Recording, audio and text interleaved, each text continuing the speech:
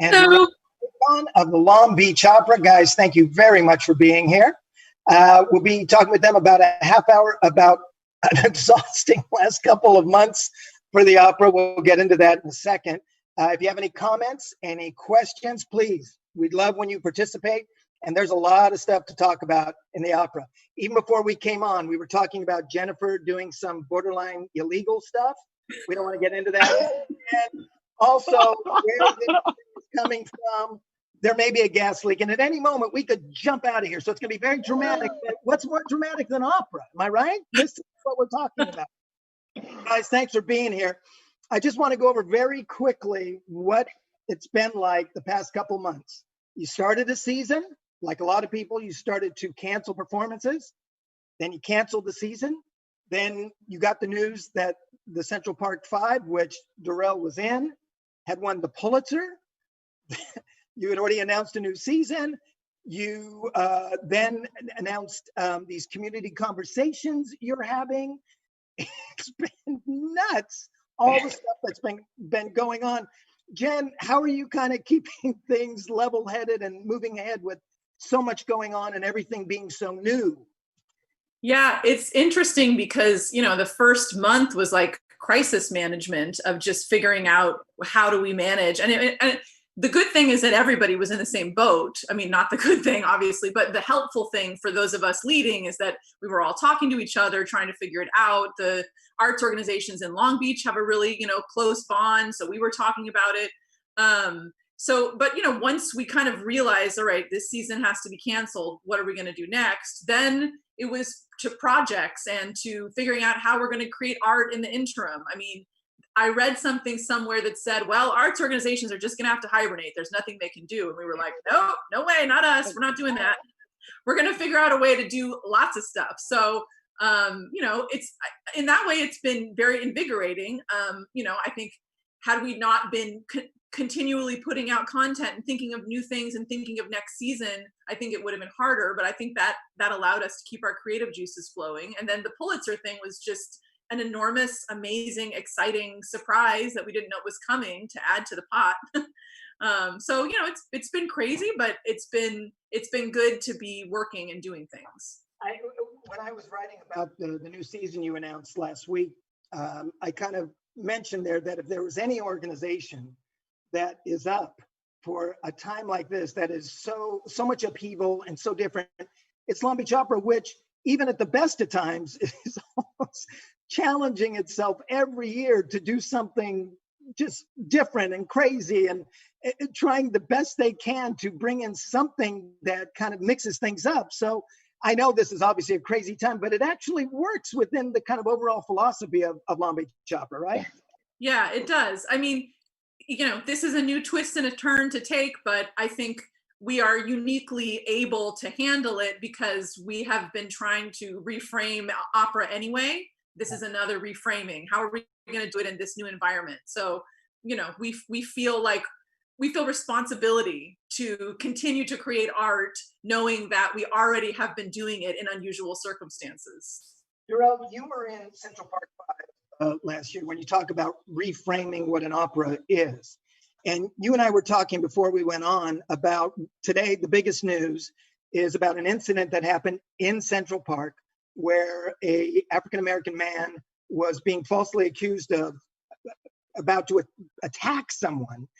And the moment I saw that, I was like, oh man, I mean, it seems like nothing has changed. I'm curious, when you heard about that, maybe saw the video itself, what kind of thoughts went through your head having gone through the process of being in the opera itself? Steve, sadly, not a lot of new thoughts went through my head. As one of the words you used at the beginning of this chat was exhausting.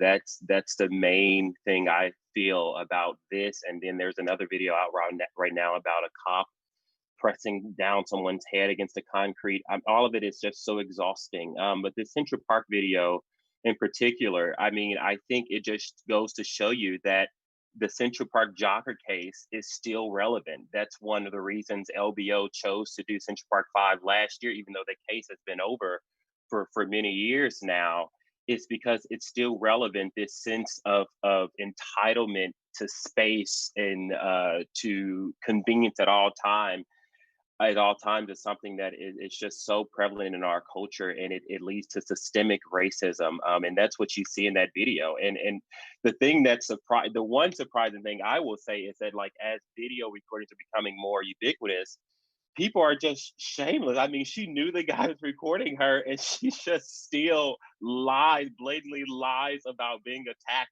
even knowing that it's going to be revealed that she was lying in the first place. But in that moment, she was so attached to the power she had, being a white woman versus a black man, and even giving the indicator, I'm going to tell the police that an African American man. The language is very, very weighted. So, I mean, I think it's just something we should understand is still relevant and still in our culture. Derrell, opera is known for tackling big subjects, huge subjects, right?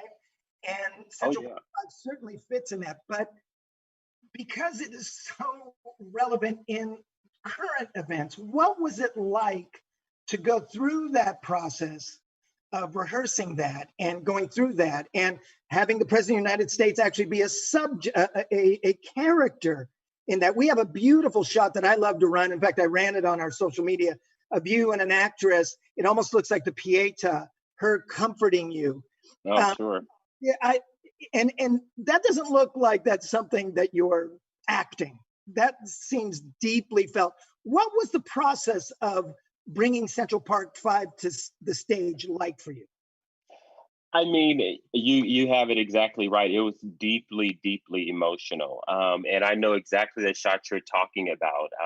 And in that moment, that's my mother. The character is playing my mother coming, and I remember the first several times we did a rehearsal, I would just start crying uncontrollably to the point where she actually had to actually hold me and comfort me, just because the thought of my mom being involved with anything like that. I feel like, as is the case with so many young Black men, my number one goal in life is to just make my mom proud.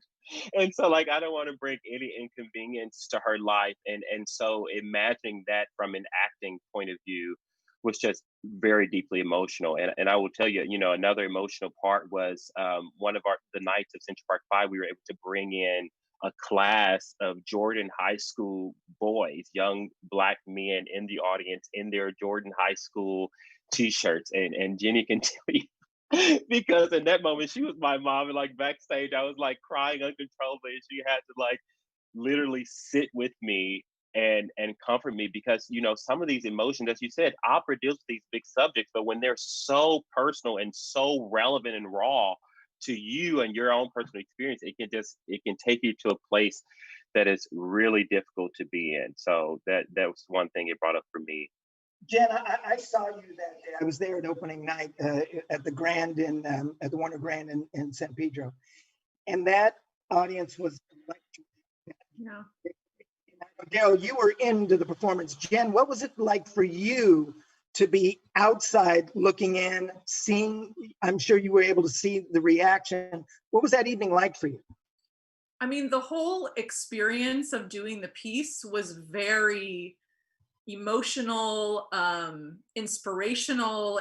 I mean, the whole time I felt like heightened emotion. It started with the rehearsal period, and then our singers getting to meet the actual guys who were the Central Park 5, which I think is probably one of the most, I don't want to say exciting moments, but somehow fulfilling moments to me, to be able to bring together these artists with the people that they're playing and to tell this important story.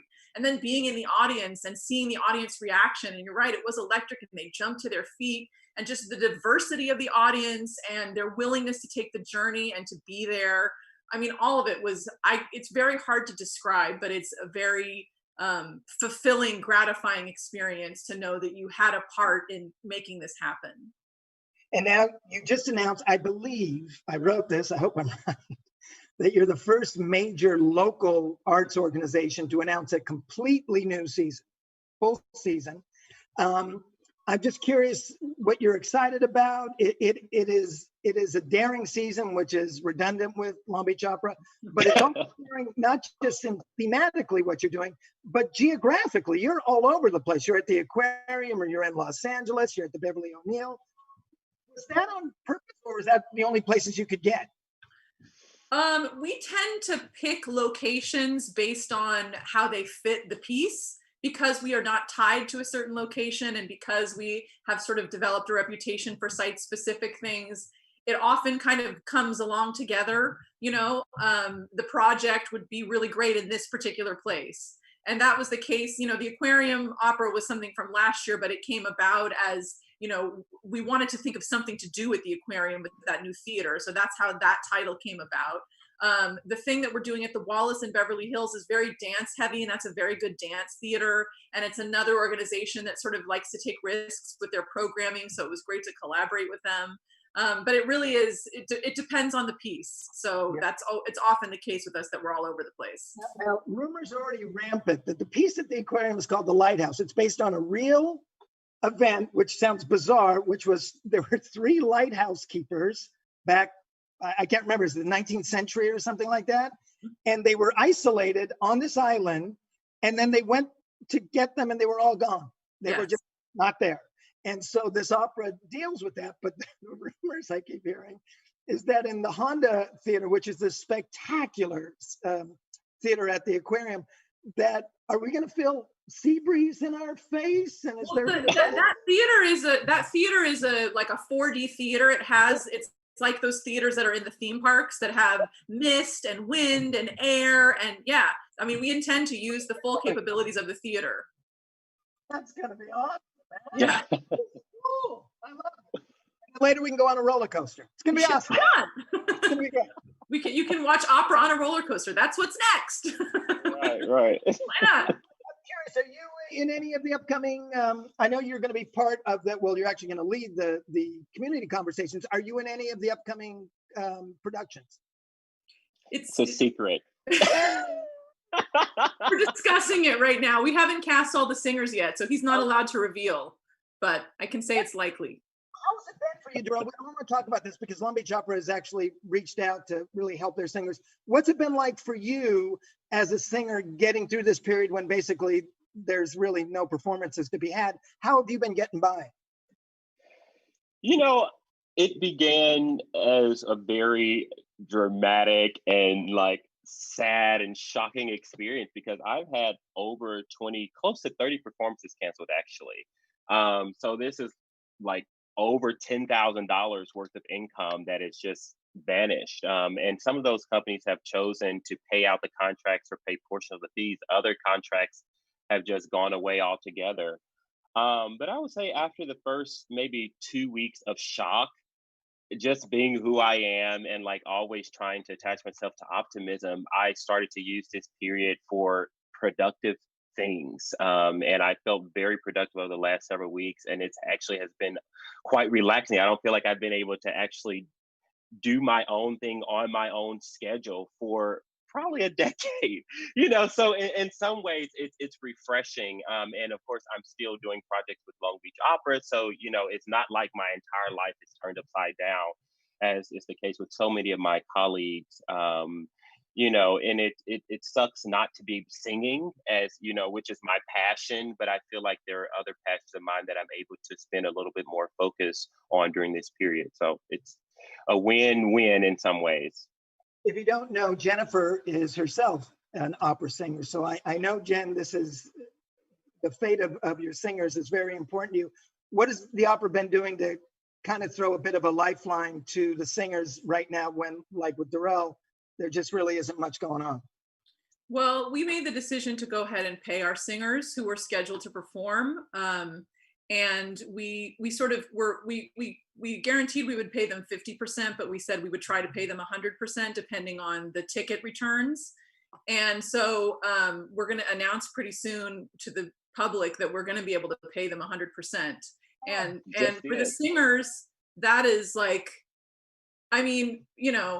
obviously as a singer, I'm very sensitive to what this must be like. And I went through the economic downturn in 2008 when there was companies that were collapsing. And I know what it's like to be a singer and to have work evaporate, but none of us have ever seen anything like this. I mean, they have no work for maybe a year, some of them, because some things are getting canceled until 2021. And they have families to feed, and there's no safety net in our country for, for people who are freelancers. Yeah. So I was very, very determined that I wanted to make sure that at least for our singers that we could compensate them. And I'm glad that we did that. And then additionally, we kind of came up with this plan to create these artist afternoon performances as a way to keep them working and creating and performing on a daily basis. I mean, not all of them, but there's 5 of them that we're able to keep employed in this way to not only bring people some art and some joy, but to keep them creating. And a lot of them said they were just like Derrell said in the beginning, like depressed and feeling a real lack of creativity, and having an outlet to do that is outside of you, that's imposed from the outside, sort of spurred their creativity. And so that's been really very gratifying. Well, whenever you talk with anyone in music, whether it's a musician or a singer, they'll always make the distinction between playing and performing, that they're 2 totally different things. So you can play all you want at your house, but it's when you get in front of an audience that the thing gets popped up a notch. What's it like for you? You can still sing, but not being able to be in front of a live audience to feel that energy. How is that different for you? I mean, there are no words to describe the difference. It's a completely different experience. When you're rehearsing, you're usually trying to improve your technique, involve yourself more intimately with the language, work on interpretation, these sorts of things. Whereas when you're in front of an audience, you're telling a story and you're interacting, and it's for them. It's no longer about you. It's no longer about you trying to become a better artist or anything like that. It's only about telling the story to the audience. And so to be rehearsing on these different elements that come with the craft without any specific date on which you're going to actually express all of your rehearsal to an audience, it can feel deflating, really. And I think some of us, I know me, for example, I'm not singing every day like I normally would if I had contracts coming up, but I will sing at least twice a week just to remind myself why I love it. Or I watch YouTube videos of other people singing, or something like that. I think there's the love of performing, but there's also, with most opera singers, just the love of opera and the love of its power. And so some of that you can still experience even without being able to perform for an audience. I hear you. I sing every day and get nowhere. And you can come on, give me some. Hey, one of the things you're going to be doing, you did them last year. Last year's theme was social justice, and you did these community conversations that were amazing. Normally, when like a symphony or an opera does community conversations, it's usually about, Puccini's home life or stuff like that, but these are actual real stuff, real issues that are going on right now. For instance, one of them has to do with race, and one which I'm fascinated by, I believe it's mid or late June, Derrell, correct me on this, is about opera and body image, which Yes. I think is amazing. How'd you guys come up with the subjects? And given the world we're in right now, how will these be played out? You're probably not going to be able to have everybody there together, I'm guessing. So how will these play out?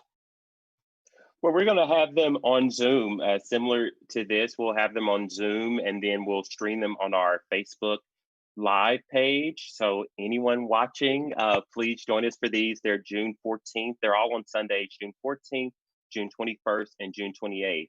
And so first we have one around equity and diversity in the arts, which is a panel we did last year as well. And we've added a round table on contemporary blackface in opera, because that's a subject that is so polarizing in our field, and we never really have the experience or the opportunity to discuss it as a community. But now that we're all stuck in our homes, it gives us that opportunity. And then on the 21st, we have a conversation around social media, to IG or not to IG. And then finally on the 28th, the conversation you mentioned, Till the Fat Lady Sings, around opera and body image. There are many reviews that have been written mostly about women and their size relative to the characters they're portraying, but also with men. We have this thing called bear hunks, where people are judged based on how well they're able to maintain their physique, whereas other people feel left out from those circles. And so that's a conversation we felt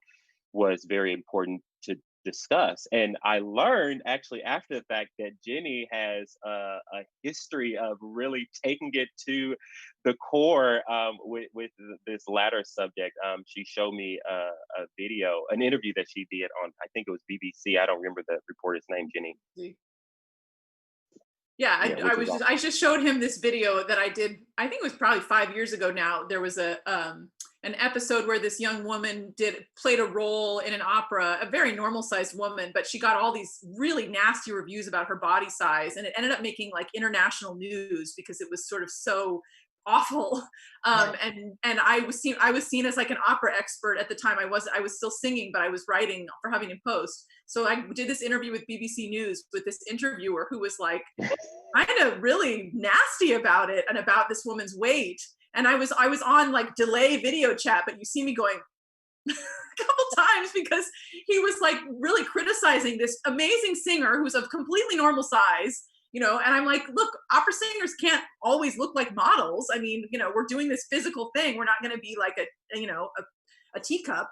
So anyway, that was an interesting experience. But that's one of the things that this whole conversation is based on, because it's been going on for a long time. There's this affiliation with opera as being, the fat lady, which is one, stereotype of opera. But then there's this other side about how opera is an athletic sport and it requires a certain body ability and does not necessarily require people who are super rail thin. So, talking about how to incorporate all those individuals into the art form that we do and that we train so long for, it's a passionate subject. And again, going back to just the idea of these conversations, again, most arts organizations have conversations based on the music, and this is what life was like at Mozart's time and this kind of stuff. And maybe a conductor will actually explain the music to you. This is certainly tangential to the music itself. Why did you want to do this? And I'm just curious, have you ever gotten any pushback from any people, maybe subscribers, who say like, hey man, I don't want to have to think about the outside world. I just want to hear about opera. Well, I'll let Derrell answer that. We've gotten very little pushback, but talk about how these came about, Derrell, and why they are. Yeah, I mean, last year it made sense with the season, as you said, around justice, and these were leading up to Central Park 5. But LBO, we believe that these conversations we have about operas, they need to not only happen in the theater, but they need to be more inclusive of other topics in our world.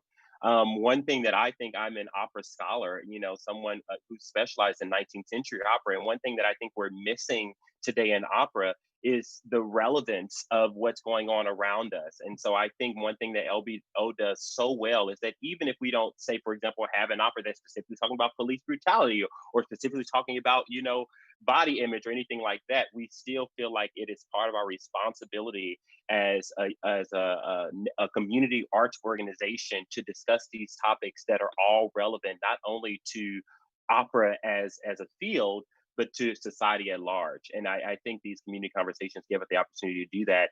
And since we're able to incorporate opera and singing and big opera names and opera scholars, it's all within the world of opera, but in typical LBO fashion, it's just a different spin on how we present that world to the outside public. It's great stuff. Jen, we've got about 2 minutes. I just want to ask you, I emailed you when I was writing the previous story saying, I hate to ask this, but your season starts literally in the middle of flu season, okay? Which is, we all hope that it can just go on. You mentioned, though, that you guys are already thinking of contingency plans. Is that right? I mean, every arts organization is currently thinking of plan A, plan B, plan C, plan D. We just are lucky because we've kind of been doing that all along. Like doing an opera in a cemetery is most people's plan D, but that's what we were planning already for this season. So it's like, we sort of, yes, we are looking at all the possibilities, all of the locations. We're lucky we're in Southern California because it's warm and, things could be outdoors. I mean, there's a lot of options for us, particularly because we are so accustomed to the weird logistics of site-specific things. So this is kind of right up our alley to figure out the logistics of how to make this work safely. I just can't imagine. What's a normal day for you like? days like I mean, and I normals in quotes, of course. What's a day like for you? Well, I mean, when we were gearing up to do the opera at the cemetery, there were definitely a lot of like jokes amongst us about like, what did you do today? Oh, I had to go to the cemetery, and like, I mean, there are definitely weird days, where I think this is only happening for me because I work at LBO. Right. Especially with the site-specific things. And we should mention that our interim artistic advisor next season, Yuval Sharon, who runs his own company in LA, the industry, also specializes in doing crazy, crazy things, operas with people riding in cars and on rooftops and like all over the place. Right. So between the two of us, there's a lot of crazy discussions that happen, but it's like when something like this happens, okay, let's go. What's next? Let's figure it out. Well, that's terrific. Hey, I want to thank both of you for being here. It was wonderful. As I told you, that went so quickly. We were talking about, Jen said, how long is that? It's a half hour. And again, we could have talked about Jen's nefarious activities, but that would have taken a whole different spin. That'll be another Facebook Live. That'll be its own. Sure. You can have me back for that one. Anyways, guys, thank you very much. Good luck with everything. We look forward to those conversations coming up, and of course, next season. Thanks again, everyone. Thank you. We'll have another conversation, actually chat tomorrow at 1 p.m. Be sure and tune in and join along. We always love talking to you. Again, bye-bye. Bye.